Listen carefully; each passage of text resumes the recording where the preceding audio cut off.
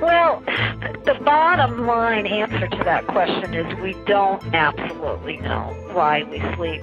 Vision into the realities and mysteries of sleep, sleep architecture, and the different stages of sleep. We really don't know why our conscious brain goes to sleep and our unconscious brain takes over. Why do we sleep? What's the function? And we don't have particularly good answers. The ritual of sleep. Lie down, darling. Is it bedtime? For all those heavy sleepers and happy dreamers out there, it's a cold night, so I hope you're tucked in comfortably. Make yourselves a hot water bottle and have alarms on the ready. Because as you doze off, your brain waves are going to slow right down. Maybe this will help. First of all, listen to my heart.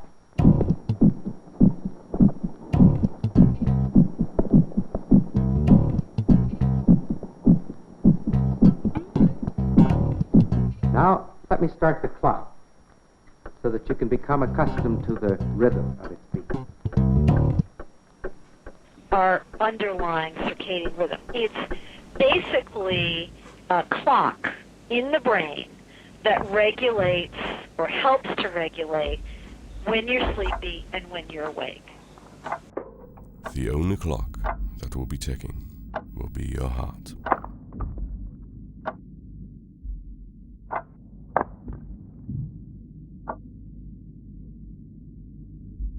You're sleeping and the phone rings and you have a short conversation with someone, and the next morning you have no recollection of having had that conversation at all. It's like it never happened. And the reason it never happened is a phenomenon that's called retrograde amnesia. First 5 or 10 minutes before you achieve deep sleep, anything that happens at that time becomes non-storable. But that doesn't mean it never happened. Guess what, everybody? There's a ton, as much as going on when you're asleep of value that's going on when you're awake, probably more.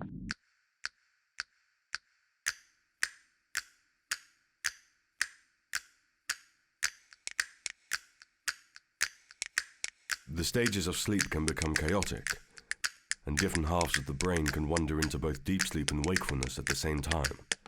Hence, sleep speech. It comes out in gibberish, along the lines of like this. So there's a real story behind it, but we don't know what it is, do we?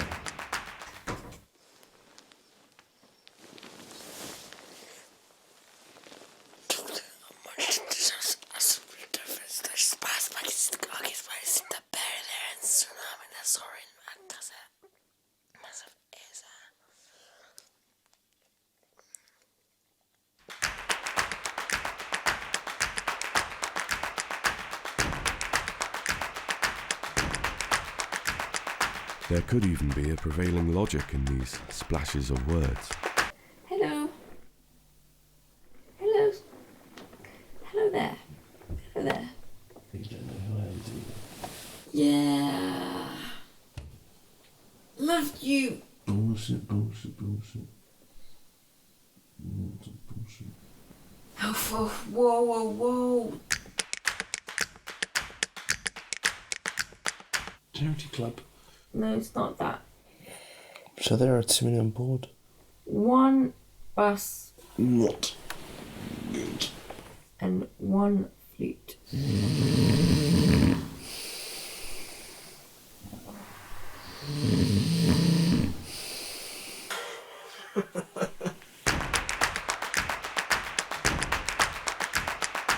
Stop poisoning yourself, you mirror man. Christ. Of course, yeah. Why are we challenging yourself? You're so weird. Yeah, but how do you know? How do you know?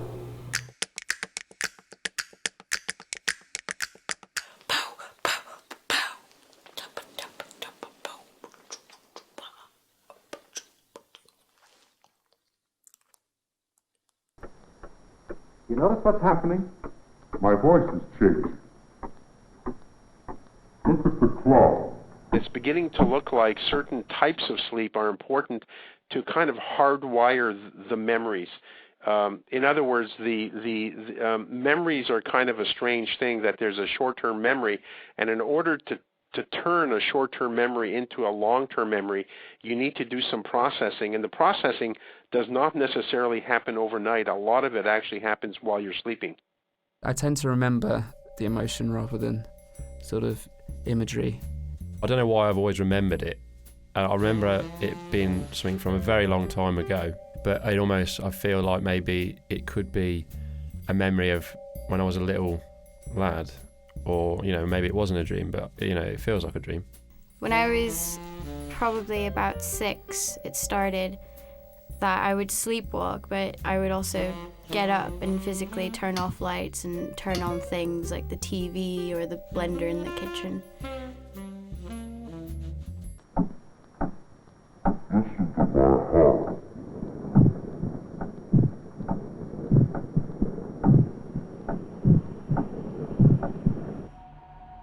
The thought process is to try not to think too hard. I think, you've just got to just try and switch off. I usually just lie in bed for about 3 hours, just being very anxious about a lot of things. But because I'm trying to shut my brain off, I'm still sort of thinking, because again, it's just that thing of consciously thinking, of thinking. Stop thinking of thinking and all that.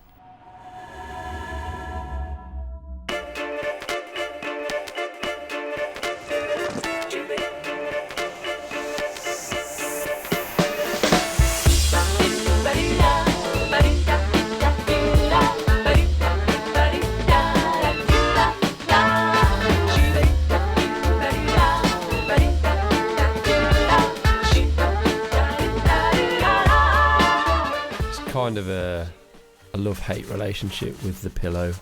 I have 5 pillows, and each pillow has a different role within my kind of sleeping layout. And I used to have to sleep with 2 pillows. But I'm not too picky. I don't like it when you sleep too high up. Like, some people are obsessed with having 3 pillows, and I actually prefer to just lie on the ground. And started using 1 pillow or no pillows sometimes, just to see. I have a difficult relationship with my pillow, because I can never.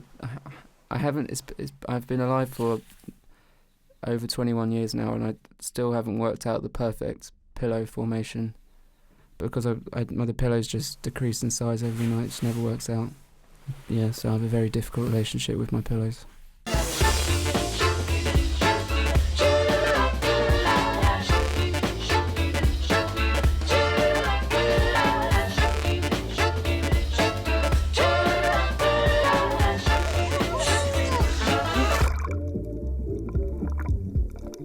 One of the recurring dreams I have is that I'm very, very, very deep underwater. Everything around me is a very beautiful turquoise blue, and it's very peaceful, and I can breathe underwater, and it's just, nothing happens in these dreams, but I can really feel the sensation of the water around me. Blue dreams. Blue dreams. I dream in black and white.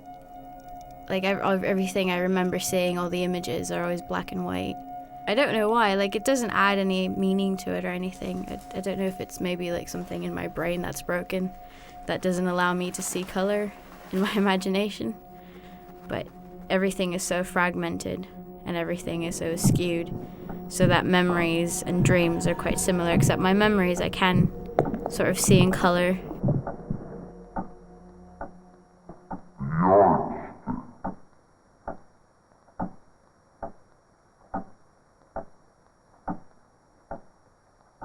Alright, let's go back to normal now.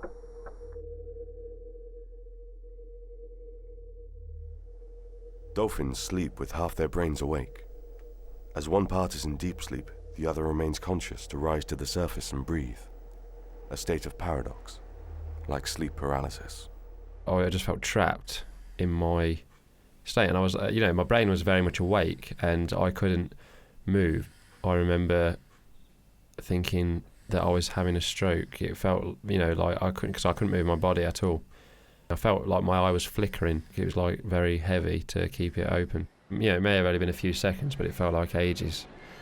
And then eventually when I managed to burst awake or managed to start moving again, it felt like, instantly I knew that would just happen. I think I wasn't asleep at all. I was awake, and I was just stuck. In ancient Egypt, they used to think that sleep was just a rehearsal for death. During REM sleep, you see much more fluctuations in blood pressure and heart rate. Interestingly enough, that has a real-life clinical implication, because we know that heart attacks are most likely to occur in the early morning hours. And that's the time when REM sleep is concentrated. I actually prefer nightmares, because one time I had a really nice dream, and then I woke up and I was actually really upset it wasn't real. So I think I prefer the nightmares, because at least that makes me really happy about waking up.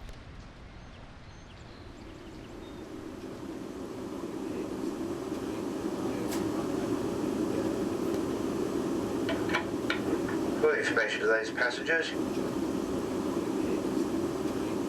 We've just joined the rear 5 coaches. Sorry. Have a great day and be sure to get enough sleep tonight. Ditto. Thanks, Nancy. Bye. Thank you.